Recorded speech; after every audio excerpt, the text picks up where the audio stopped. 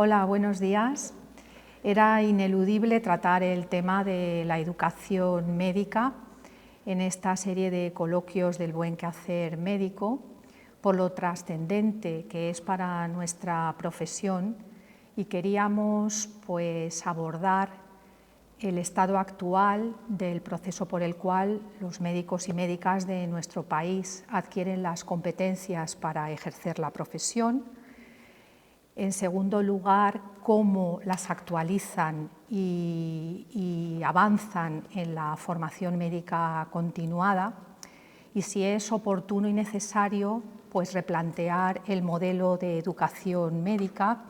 Muchas voces lo reivindican así, porque no nos olvidemos que la educación médica, o mejor dicho, estas competencias que nosotros vamos a adquirir a lo largo de nuestro desarrollo profesional, son una responsabilidad tanto moral, deontológica como social, para garantizar la mejor de las prácticas a los ciudadanos que cuidamos. Para ello,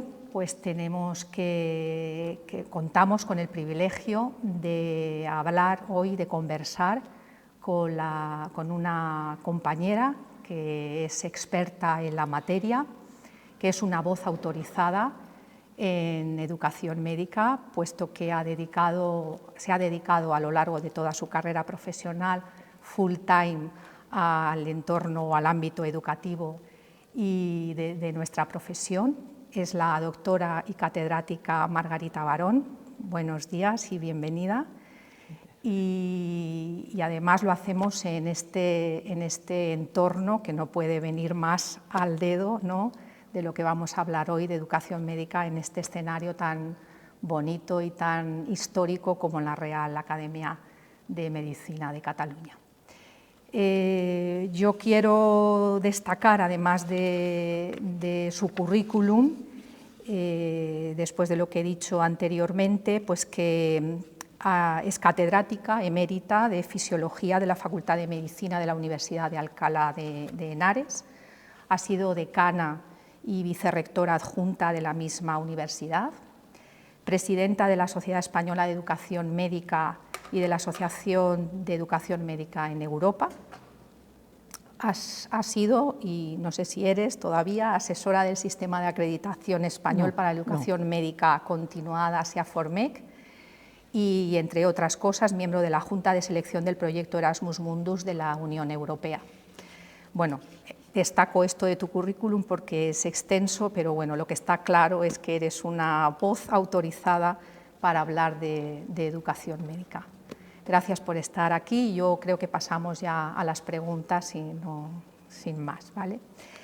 Perdón, antes de que me preguntes cualquier cosa, yo te agradezco la presentación que has hecho de mí y agradezco mucho al Consejo General del Colegio de Médicos que haya promovido esta actividad, porque la encuentro muy enriquecedora, y también, por supuesto, a mis amigos Jordi Palés y Arcadi Igual, amigos y compañeros de tareas desde hace mucho tiempo.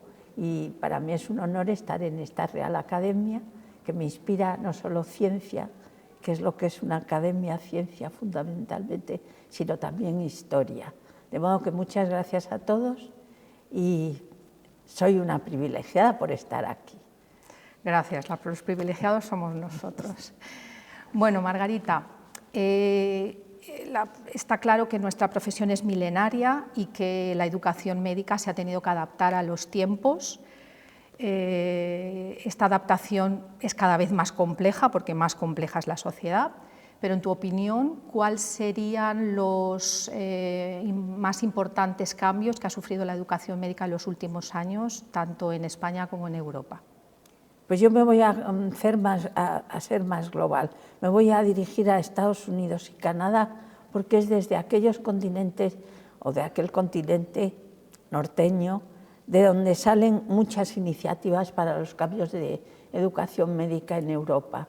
Y me refiero a cambios educativos muy importantes, como esto fue ya más copia de la educación europea, como es lo que propugnó en su informe Flexner, que es la medicina enseñada sobre la base de la ciencia, que era el modelo europeo. Esto lo acogió Estados Unidos con una gran fuerza desde principios del siglo pasado, y posteriormente unos canadienses, específicamente William Osler, era un médico canadiense de la McGill, que posteriormente fue un gran médico de la Johns Hopkins, que postulaba que para enseñar la medicina había que unirla muy intensamente con la práctica clínica, cosa que es fundamental y es un hito en la materia. Desde entonces la medicina ha evolucionado no solamente en América, pero ha aportado mucho el continente americano del norte, sino también en Europa, y hemos llegado a un punto y hora en el que no se concibe no enseñar la medicina sobre la base de conocimientos científicos fundamentalmente, y no se concibe no enseñarla sobre la base de la práctica clínica en instalaciones adecuadas, en instalaciones sanitarias, como todos sabemos que ocurre hoy en día.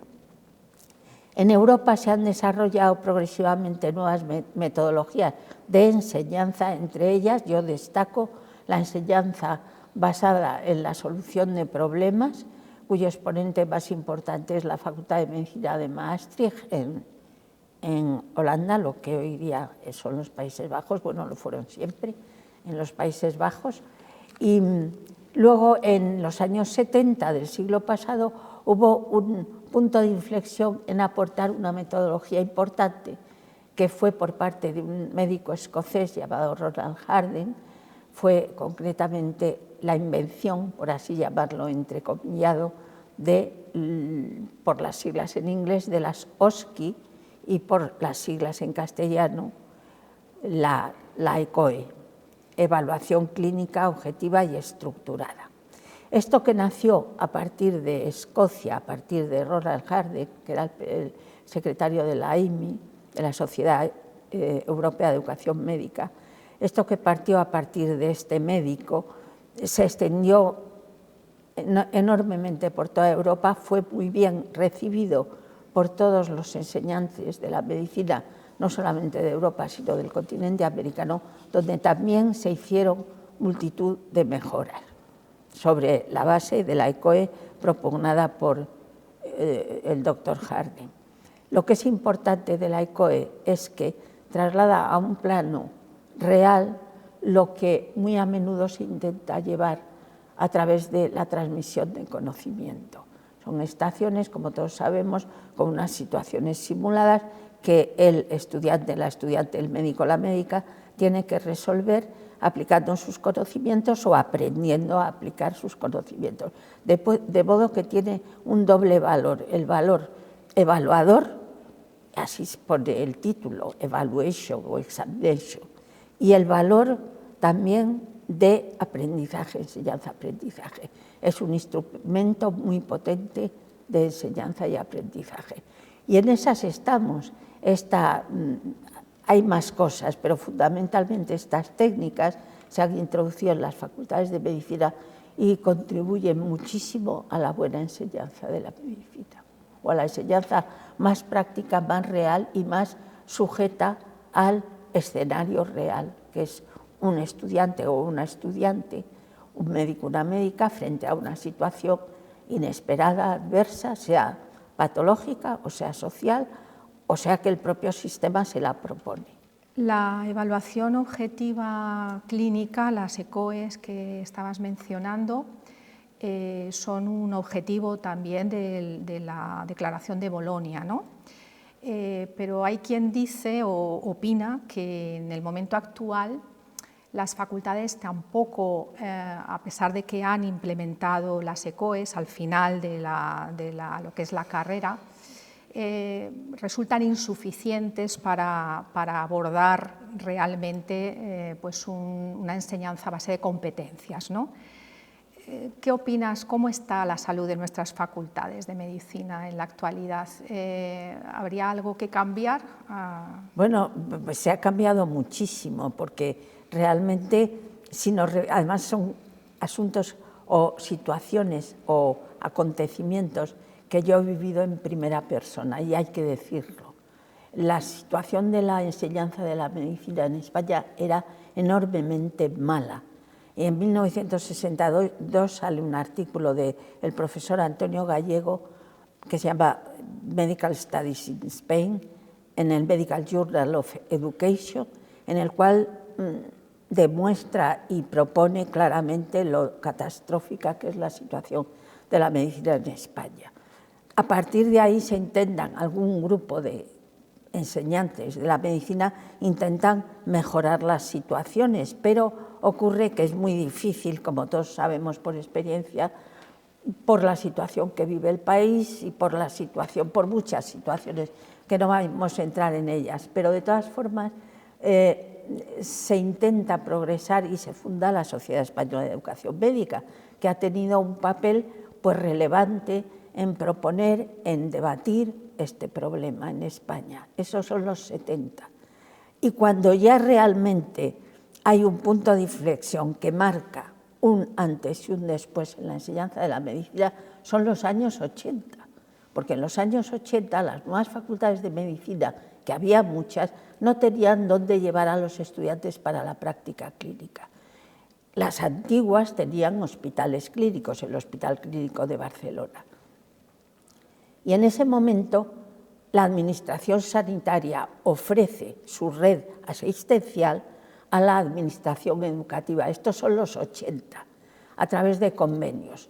Se hacen convenios que son arduos, agrios y ásperos en general, pero se consigue que la administración sanitaria ceda una enorme parte de su red sanitaria a las facultades de medicina para el estudio de pregrado, no para el posgrado que ya estaba en marcha, sino para el pregrado.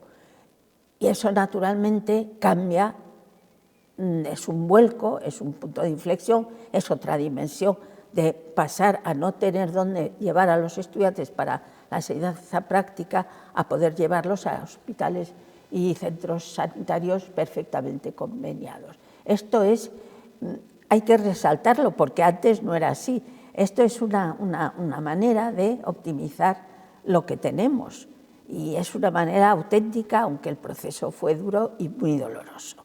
Y posteriormente a ello pues se han hecho enormes avances en la enseñanza de la medicina, puesto que el alumno aprende muchísimo en los hospitales, de la mano de sus profesores clínicos. Estos convenios han traído dos bellezas a la institución educativa. La primera es que el estudiante se va a formar adecuadamente, en sitios adecuados. Y la segunda es que el cuerpo docente de los hospitales y de los centros asistenciales puede incorporarse a las plantillas docentes de la facultad. Además lo han hecho, por experiencia lo sé, ya digo y afirmo que lo he vivido en primera persona todo esto.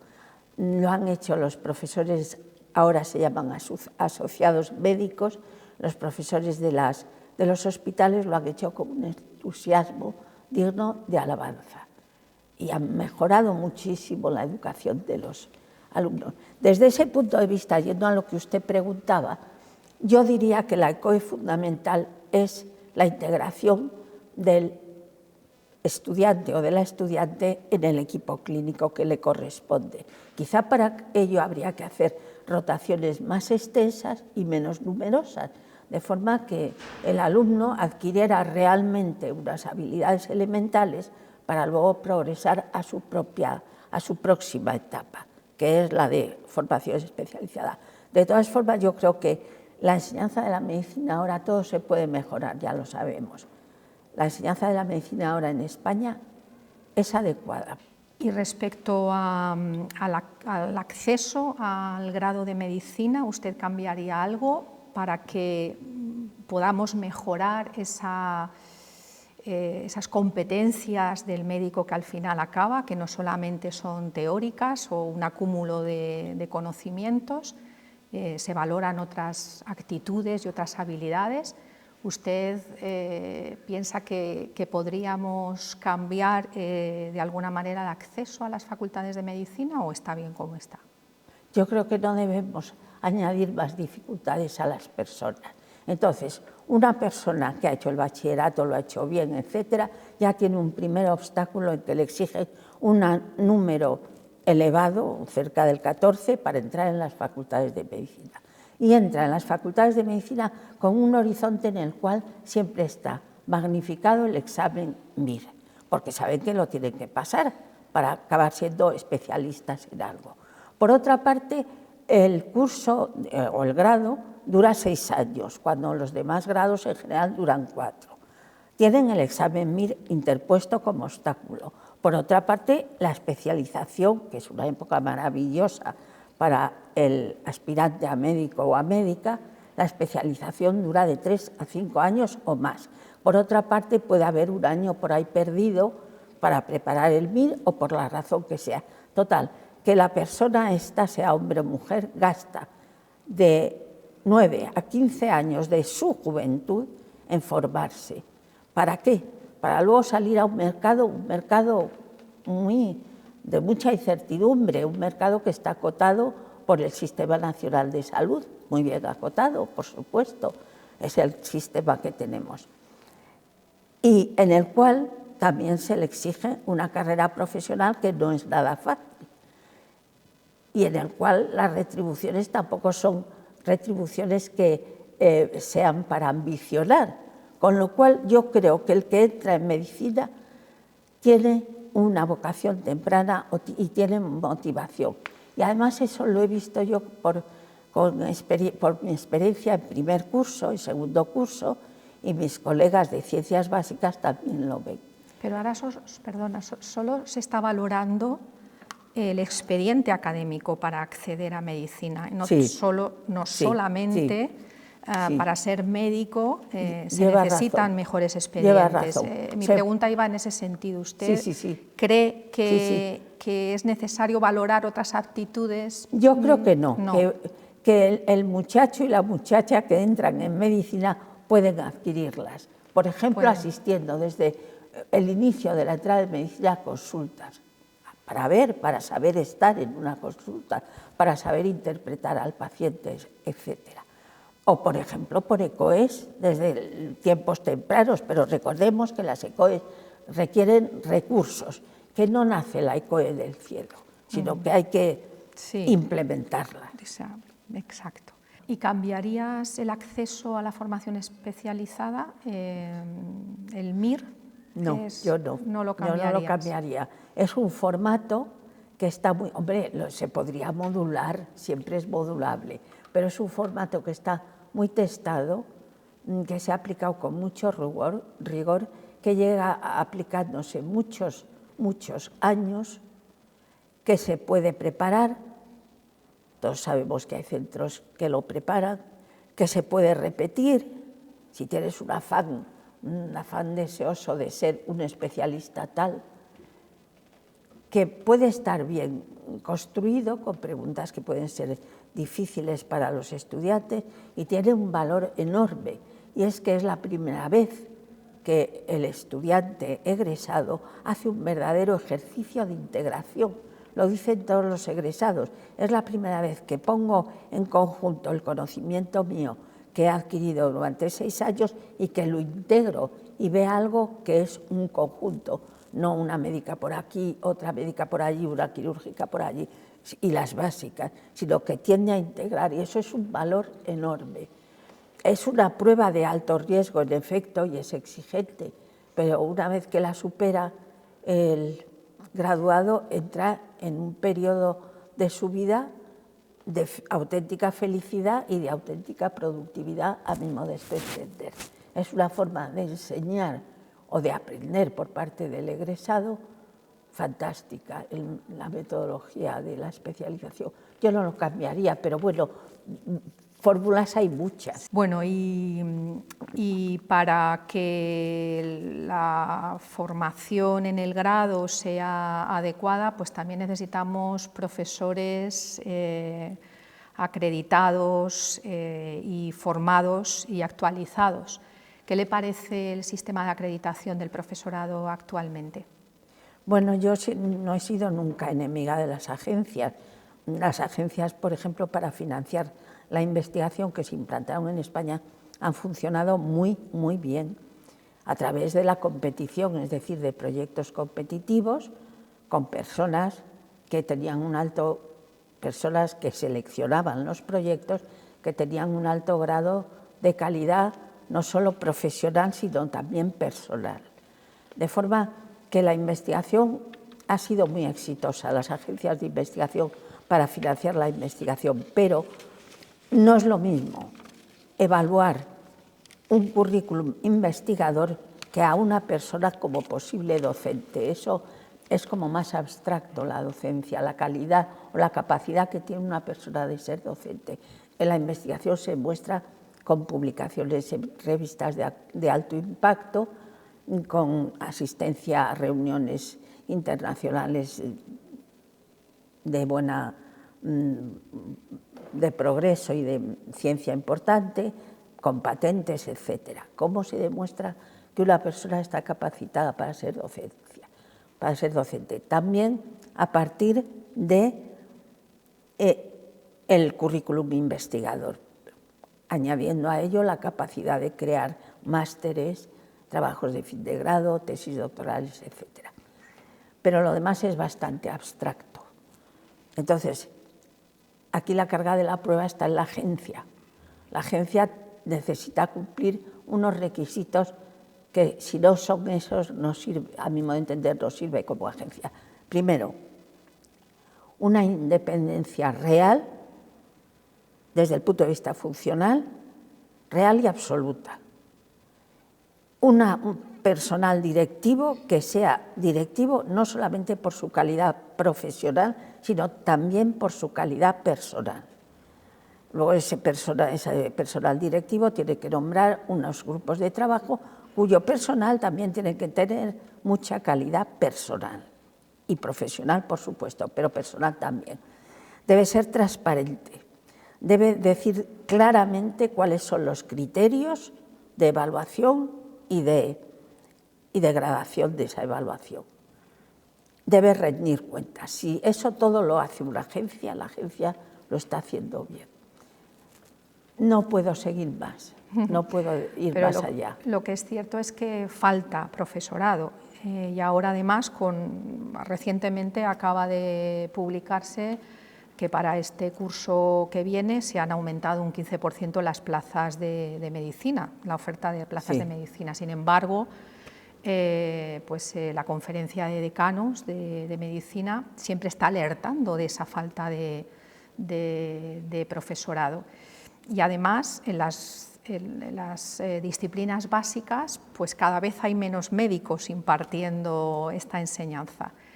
¿Qué le parece esto? ¿Qué se podría hacer para que enseñar medicina partiera de médicos y no de otras, o le parece que esto no cambia nada o no es significativo?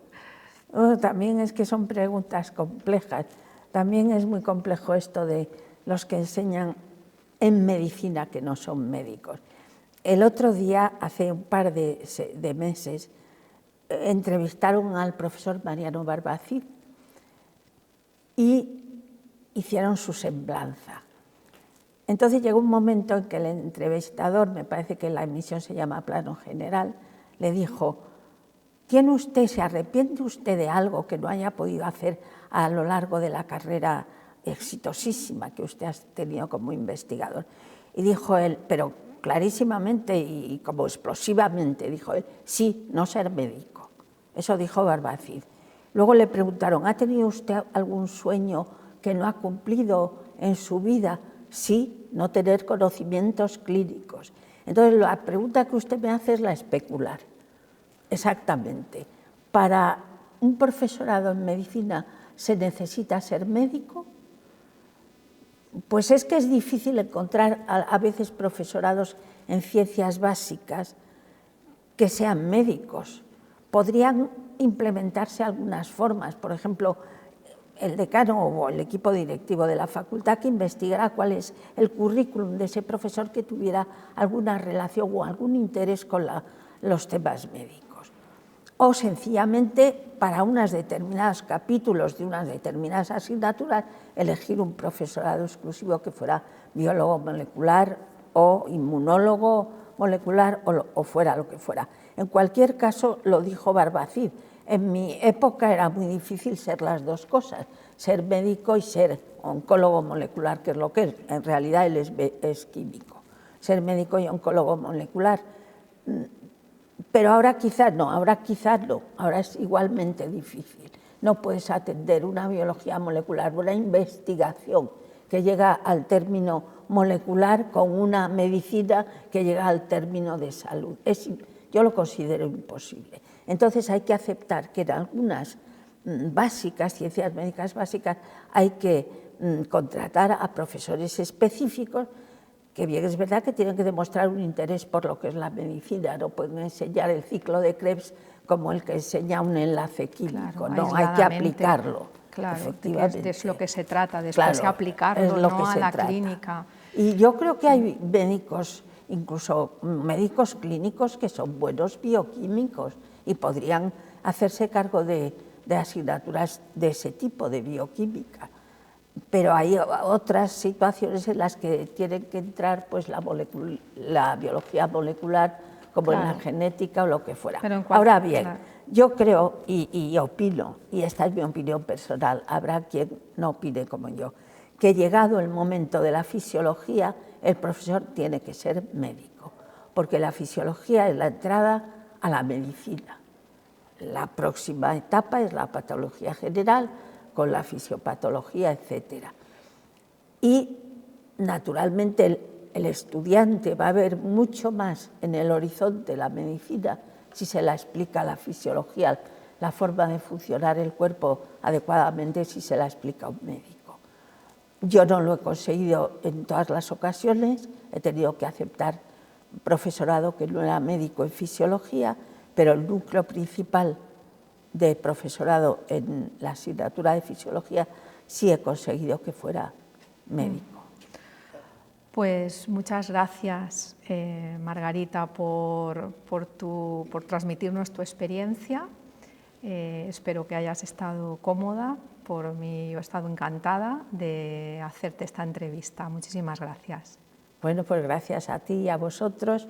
Y yo también estoy muy contenta de rememorar muchos hechos de mi vida profesional y de que las cosas en realidad, en el fondo, desde el punto de vista de docencia, a mí me parezca que van relativamente bien. Siempre hay un espacio amplio para la mejora, pero estoy contenta de charlar contigo y que tú indiques unas soluciones que yo quizá no haya visto y que estoy de acuerdo con ellas, puesto que tú estás en la cresta de la ola de lo que es la política médica, por así decirlo, aunque la política ya no me gusta, pero bueno, la actividad médica de la organización propia de la medicina. Bueno, está claro que siempre hay un área de mejora y bueno, yo he tratado de expresarte pues, los puntos un poco más conflictivos que hay hoy en día pues, afectan a la educación médica, pero hay opiniones para todos los gustos. Desde luego, desde la Organización Médica Colegial, lo único que queremos es que la educación médica sea de excelencia, que eso no se pierda nunca, la calidad profesional, porque nos debemos a los ciudadanos, es nuestra responsabilidad. En efecto. Pues hasta aquí, muchísimas gracias. Muchas gracias.